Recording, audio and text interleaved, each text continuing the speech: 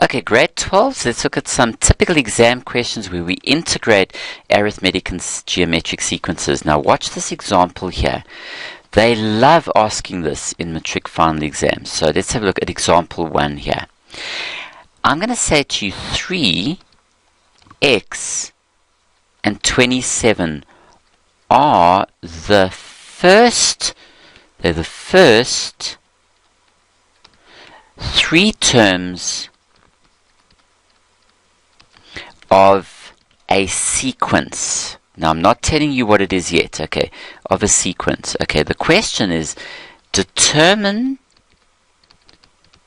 the value of x, okay, determine the value of x if the sequence is, number A is arithmetic, and B if it is geometric. Okay, so there we go. So that's quite a mouthful. You're given a sequence 3x, 27 are the first three terms of a sequence. Determine what is x if the sequence is arithmetic, and then do the same if it's geometric. Now, it's very easy. If it's arithmetic, do you agree that you've got a constant difference? And we know that the second term minus the first is the third minus the second. Okay, now if you've got that, there's no problem with this, because you've got the sequence being, look at this, you've got 3x and 27. That's the first term, the second term, and the third. So what can we do? We can say the second term minus the first is the third term minus the second, and you've got a little equation.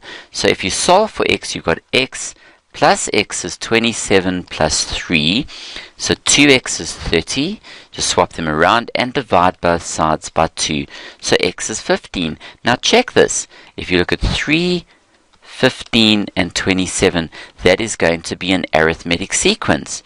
And why? Because if you look at this, you keep adding 12. You add 12, and that means that the first term is 3, the constant difference is 12. That is what x is, and you've got yourself a nice looking arithmetic sequence. Now number B, what if it's geometric? Okay, so here's our sequence. We've got 3x and 27 going on, and that's the first three terms, and it's geometric. And what do we know about a geometric sequence? Well, it's got a constant ratio. The second term of the first is the third divided by the second. That is the constant ratio. So what is the second term? It's x divided by the first term is the third term divided by the second. And we've got ourselves a little equation. The LCD is 3x. So all we've got to now do is multiply both sides by 3x. And then what happens? The 3's cancel, and x times x is x squared. The x's cancel. 27 times 3 is 81. And if you square root, remember the square root of 18 is 9, but it's plus minus 9. So we've got two values for x there. Okay, there we go. Okay, now if you look at this, if you take the one sequence 3x 27, the other one is 3x 27, which is negative. The first term in both cases is 3. The constant ratio, you're multiplying by 3. Here you're multiplying by negative 3. And there you've got it.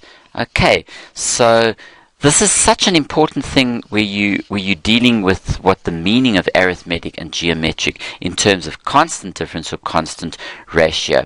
Let's have a look at another example. Okay, here's a second example quickly. Let's have a look at this. Okay, and what I want you to do is exactly the same thing.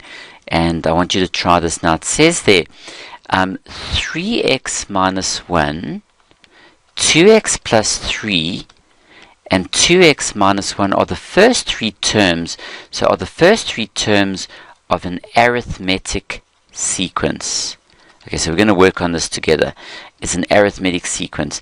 And the first thing I want you to do is to calculate the value of x. Okay, to calculate the value of x. And then I want you to be able to then determine which term equals negative 57. Okay, well, let's have a look at it. Because it's arithmetic, what do we know? We know that the second term minus the first is the third minus the second. Okay, so if you look at this now, careful, it's the second, okay, the second term minus the first, keep the brackets there, is the third term minus the second. Okay, and then all we do is we solve the equation. So that's 2x plus 3. Careful, the minus will change the signs. Is 2x minus 1 minus 2x minus 3. Remember, the minus goes into the brackets. Very important to use brackets here.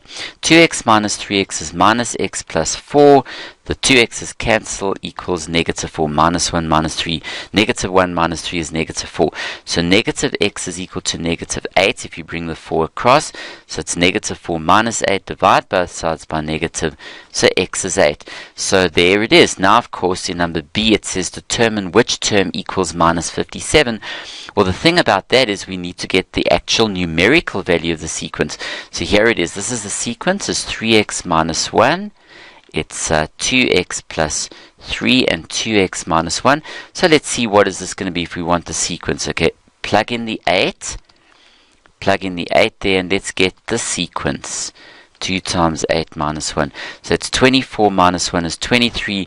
16 plus 3 is 19. And 16 minus 1 is 15. And then if you want to now, this is B, the B part of the question. If you want to determine which term of the sequence is negative 57, well, it's arithmetic. A is 23. The D, careful, is negative 4. You keep subtracting 4. We've got a term with an unknown position, and we want to be able to work out what position that is. Okay, so it's A plus N minus 1D for Tn. Negative 15 is A is 23 plus the N we don't know. The constant difference is negative 4. And all we've got to do is solve for N. So it's 23 times that out. Negative 4N plus 4. Bring the negative 4N across. So it's 23 plus 24. 23 plus 4 is 27 plus 57 if you bring that across. So 4N is going to be equal to 84. Okay, there, and N would then be 21. Okay, so the 21st term is minus 57. Okay, and there you've got it. So watch out for this. They love this kind of thing where you have to go T2 minus T1 is T3 minus T2. You work out X, you plug it back in, get your sequence. Now you can answer a whole lot of questions, and we've done the one where it says which term equals minus 57.